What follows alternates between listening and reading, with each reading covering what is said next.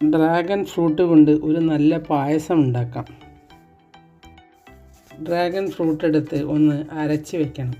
അതുപോലെ ഒരു നേന്ത്രപ്പഴം എടുത്ത് നല്ലതുപോലെ അരച്ച് 1 ടീസ്പൂൺ പശുവിൻ നെയ്യ് ഒഴിച്ച് അരച്ച പഴവുമിട്ട് ഒന്ന് വഴറ്റിയെടുക്കാം.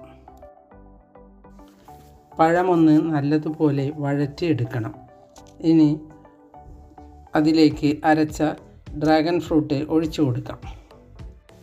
പഴം നല്ലതുപോലെ വഴറ്റിയ ശേഷമേ ഡ്രാഗൺ ഫ്രൂട്ട് അരച്ചത് ഒഴിച്ചു കൊടുക്കാവൂ. ഈ പായസം നല്ല ഭംഗിയുള്ളതുപോലെ തന്നെ ഇത് കഴിക്കാനും നല്ല സ്വാദാണ്.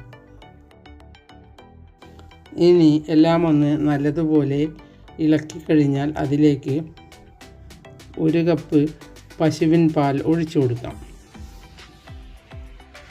ഇനി അതിലേക്ക് 1 കപ്പ് പഞ്ചസാര ഇട്ട് ഒന്ന് നല്ലതുപോലെ തിളപ്പിച്ചെടുക്കാം. അതിനുശേഷം അതിലേക്ക് നമ്മൾ വറുത്ത് വെച്ച അണ്ടിപ്പരിപ്പും മുന്തിരിങ്ങയും ഇട്ട് കൊടുക്കാം. ഇതിലേക്ക് ഏലക്കായൊന്നും ഇടണമെന്നില്ല. ഇനി അതിലേക്ക് 1.5 ടേബിൾ സ്പൂൺ മിൽക്ക് മെയ്ഡ് ഒഴിച്ച് ഒന്ന് ഇളക്കിയെടുക്കാം. ഒന്ന് നിങ്ങളും ഇതുപോലെ ഉണ്ടാക്കി നോക്കൂ.